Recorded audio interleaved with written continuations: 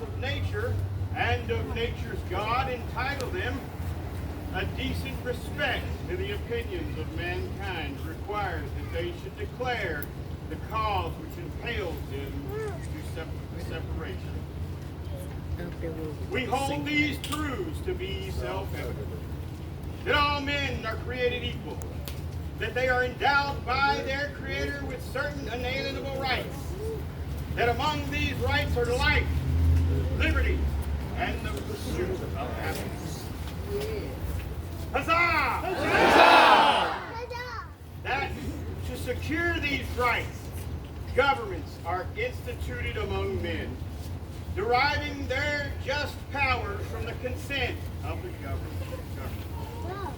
That whenever any form of government becomes destructive to these ends, it is the right of the people to alter or to abolish it and to institute new government, laying its foundations on such principle and organizing its powers in such form as to them shall seem most likely to the effect their safety and happiness.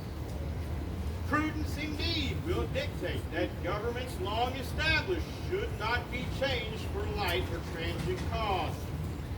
And accordingly, all experience hath shown that mankind are more disposed to suffer while evils are sufferable than to right themselves by abolishing the forms to which they are accustomed. But when a long train of abuses and usurpations, pursuing inevitably the same object, evinces a design to reduce them under absolute despotism, it is their right, it is their duty to throw off such government and to provide new guards for their future security. Such has been the patient sufferance of these colonies, and such is now the necessity which constrains them to alter their former system of government. The history of the present King of Great Britain is a history of repeated injuries and usurpations, all having a direct object, the establishment of an absolute tyranny over these states. To prove this, let facts be submitted to a candid world. He has refused his assent to laws that are wholesome and necessary for the public good. He has forbidden his governors to pass laws of immediate and pressing importance, unless suspended in their operation till his assent should be obtained. And when suspended, he has utterly neglected to attend.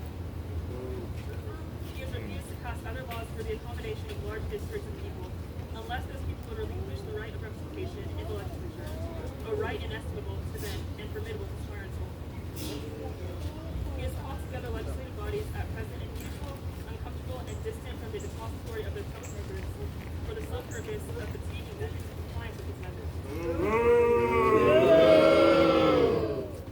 He has dissolved the representative houses repeatedly for opposing with manly firmness his invasions on the rights of the people. He has refused for a long time, after such conclusions, to cause others to be elected, whereby the legislative powers, incapable of annihilation, have returned to the people at large for their exercise, the state remaining in the meantime exposed to all the dangers of invasion from without and compulsion within. He has endeavored to prevent the population of these states, for that purpose obstructed the laws for naturalization of foreigners, refusing to pass others to encourage their migration hither, and raising conditions of new appropriations of land.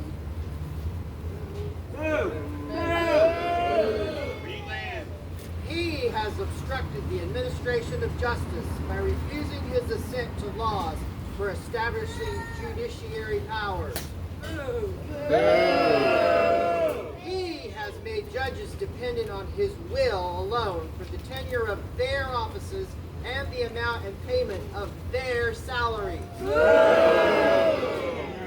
He has erected a multitude of new offices and sent hither swarms of officers to harass our people and eat out their substance. He has erected a multitude of he has kept among us in times of peace standing armies without the consent of our legislatures. He has effected to render the military independent of and superior to the will of the civil power. He has combined with others to subject us to our jurisdiction foreign to our Constitution and unacknowledged by our laws, giving his assent to their acts of pretended legislation. For quartering large bodies of armed troops among us, for protecting them by a mock trial from punishment for any murders which they should commit on the inhabitants of these states. For cutting off our trade with all parts of the world. For imposing taxes on us without our consent and for depriving us in many cases of the benefits of trial by jury. For transporting us beyond seas to be tried for pretended offenses. For abolishing the free system of English laws in our neighboring province, establishing therein an arbitrary government and enlarging its boundaries so as to render it at once an example and fit instrument for introducing the same absolute rule into these colonies. For taking away our charters, abolishing our most valuable laws, and altering fundamentally the forms of our governments. For suspending our own legislatures and declaring themselves invested in power to legislate for us.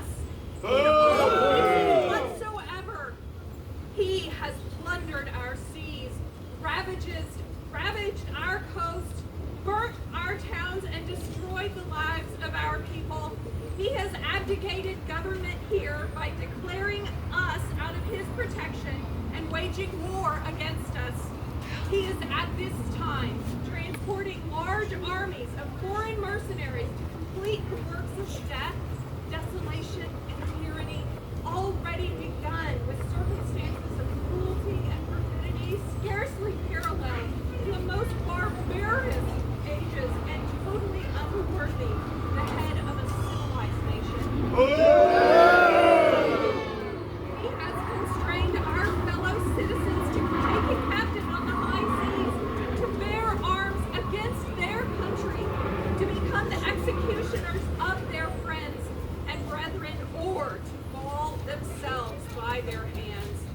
He has excited domestic insurrectionists among us and has endeavored to bring on the inhabitants of our frontiers, the merciless Indian savages. Known rule of warfare is an undistinguished destruction of all ages, sexes, and conditions. In every stage of these oppressions, we have petitioned for redress in the most humble terms. Our repeated petitions have been answered only by repeated injury. A prince whose character is thus marked by every act which may define a tyrant is unfit to be the ruler of a free people. Down with King George! Nor have we been wanting in attentions to our British brethren. We have warned them from time to time of attempts by their legislature to extend an unwarrantable jurisdiction over us. We have reminded them of the circumstances of our emigration and settlement here. We have appealed to their native justice and magnanimity, and we have conjured them by the ties of our common kindred to disavow these usurpations, which would inevitably interrupt our connections and correspondence. They too have been deaf to the voice of justice and of consanguinity. We must therefore acquiesce in the necessity which denounces our separation and hold them as we hold the rest of mankind, enemies in war, in peace, friends.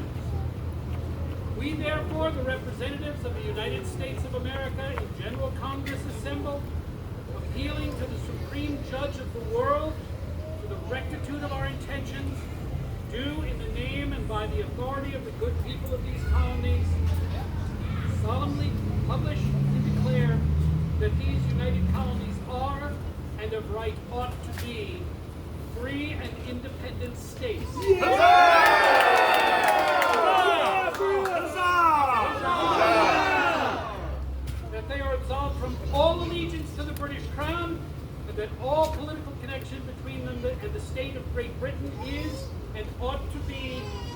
totally dissolved.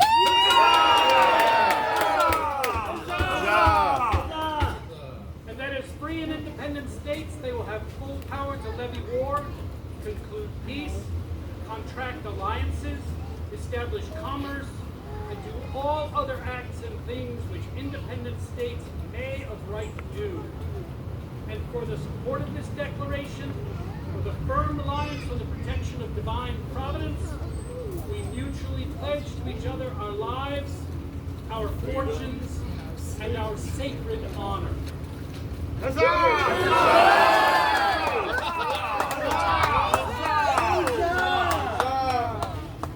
To the orators of the morning. Huzzah! That, ladies and gentlemen, is a toast. A toast! If you have numbers, Number one! number one, give us your toast. To the day we celebrate